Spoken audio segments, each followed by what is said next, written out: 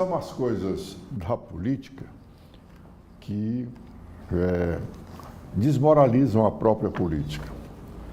A Câmara Municipal de Fortaleza ela protocolou no dia 30 de janeiro, portanto, na semana passada, esse documento que nós estamos mostrando aí o protocolo. Isso é um ofício que o ex-prefeito José Sarto encaminhou à Câmara no dia 29 de janeiro. O protocolo está registrado aí no dia 30, mas o documento encaminhado está datado do dia 29 de janeiro de 2025. Ofício de encaminhamento de contas. Prestação de contas de governo, município de Fortaleza, Prefeitura Municipal de Fortaleza, exercício de 2024. Começa o ofício. José Sarto Nogueira Moreira. O ofício é datado do dia 29 de janeiro. Está protocolado na Câmara no dia seguinte, 30 de janeiro. E o que diz?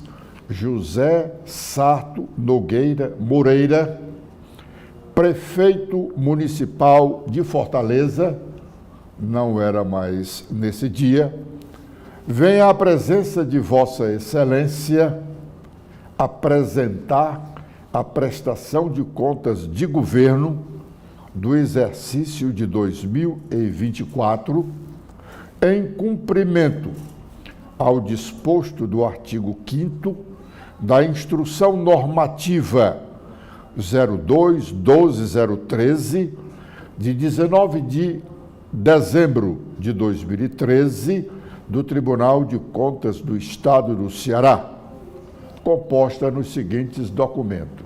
E prossegue o ofício. Por que o destaque? José Sarto deixou de ser prefeito de Fortaleza no dia 31 de dezembro de 2024. No dia 1º de janeiro, tomou posse o novo prefeito, Evandro Leitão, eleito em outubro de 2024. Anualmente, como já dissemos aqui em várias oportunidades, prefeito, governador, presidente da República tem que, no início do ano,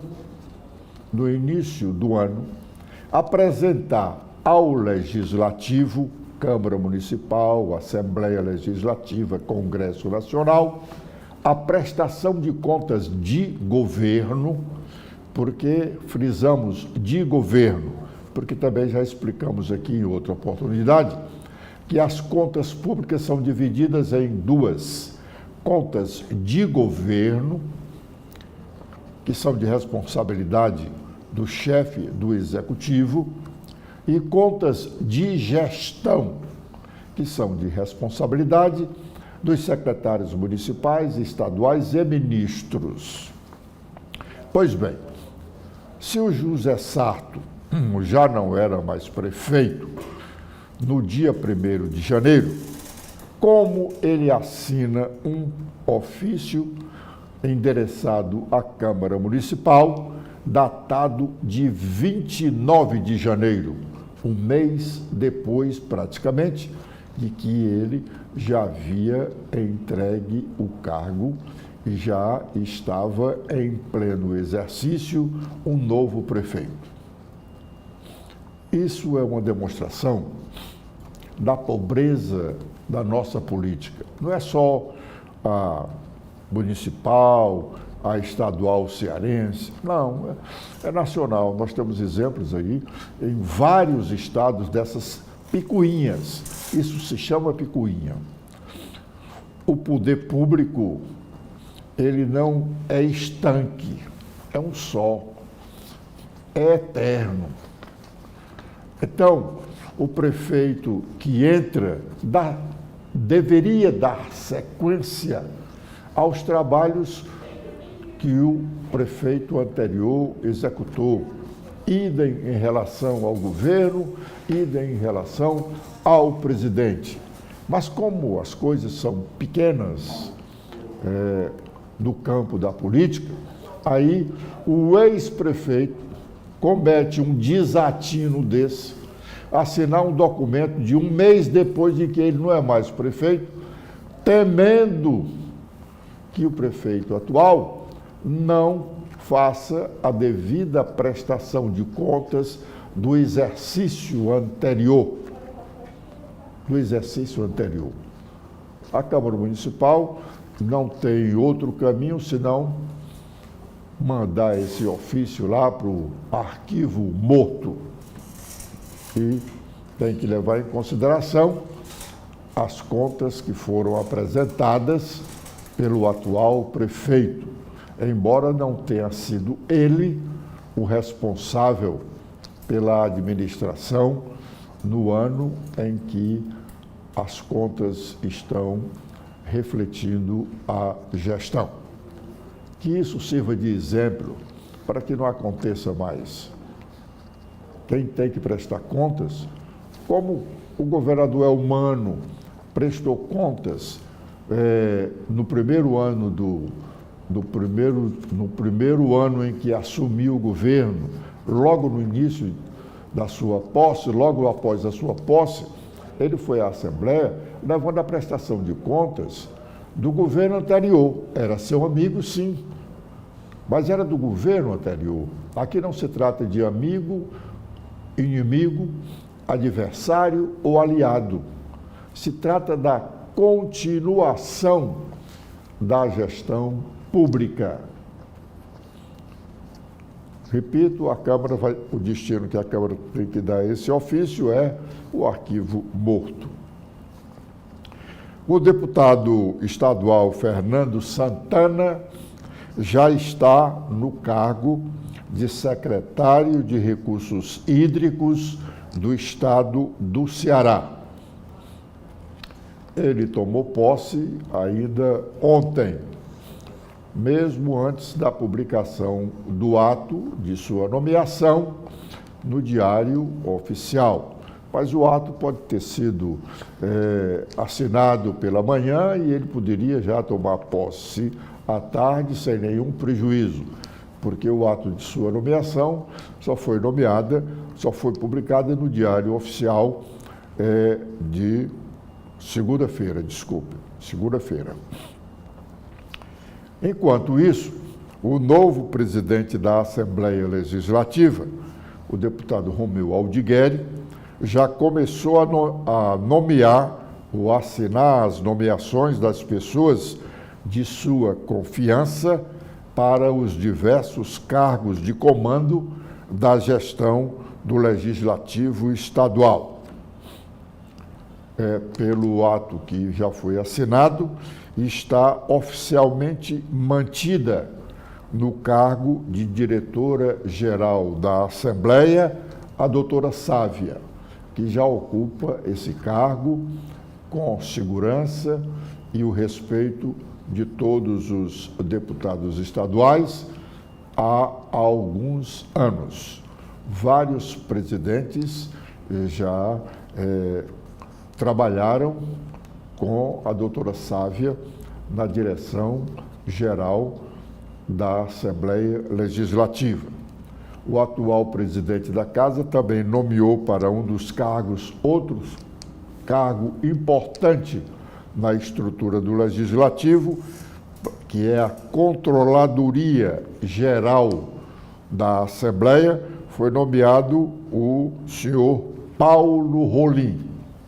Paulo Rolim é ex-diretor-geral da Câmara Municipal de Fortaleza, cargo que ocupou também como a doutora Sávia por alguns anos.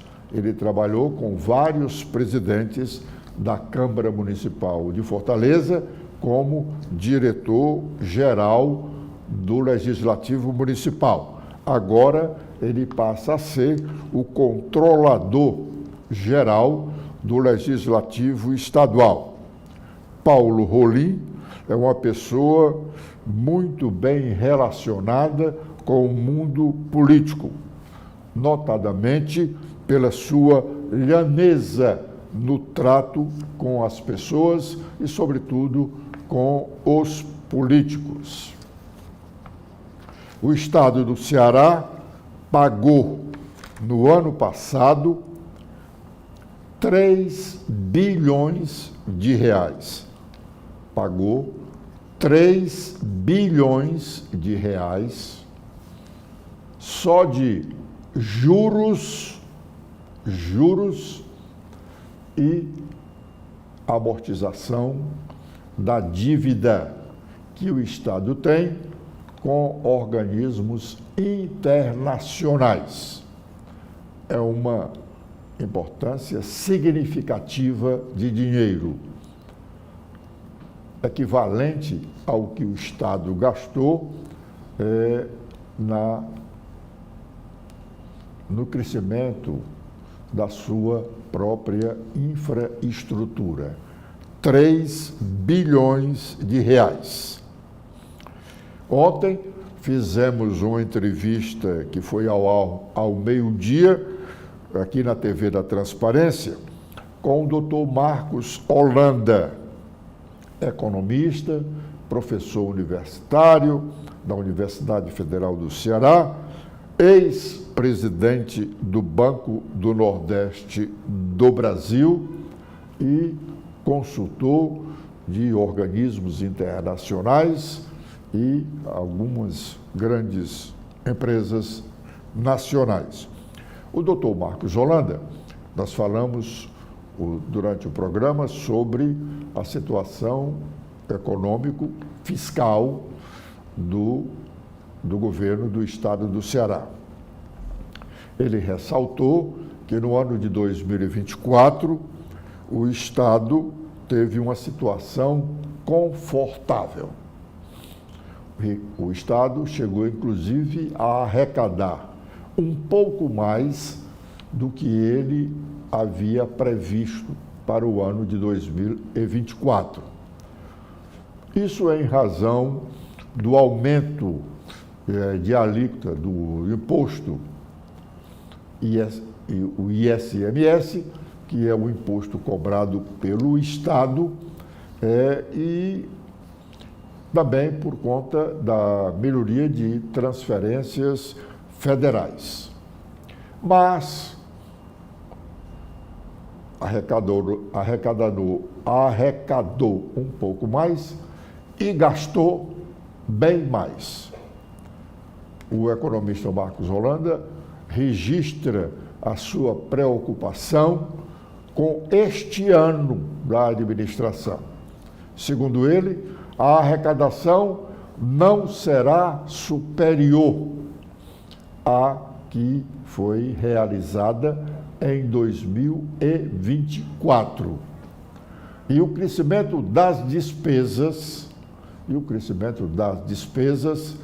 vai gerar um déficit orçamentário maior do que o atual. O governo arrecadou mais, como gastou mais, também apresentou um déficit orçamentário. Não é coisa significativa, mas é um déficit orçamentário. No entender de Marcos Holanda, esse déficit orçamentário do ano de 2025 será bem maior, porque as despesas cresceram e vão crescer ainda mais, e a folha de pagamento de pessoal é muito elevada e será maior ainda neste ano, porque embora o governo, no entender dele, Marcos Holanda, não venha a dar uma majoração como pede a categoria, como pedem os servidores, porque não tem dinheiro para tanto e tem também as limitações impostas pela Lei de Responsabilidade Fiscal. Essa Lei de Responsabilidade Fiscal continua sendo rigorosa e todos os gestores responsáveis têm realmente o objetivo de cumpri-la.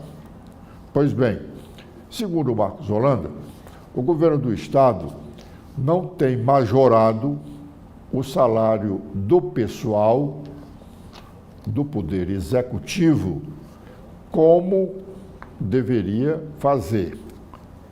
Ele tem levado, como se diz, no peito os prazos. Ele deixa de cumprir pelo 3º ano consecutivo agora, porque está certo que ele não vai dar a majoração com efeito retroativo. Há uma lei estadual que diz que a data base dos servidores do Estado é o mês de janeiro. Como o governo estuda dar uma melhorar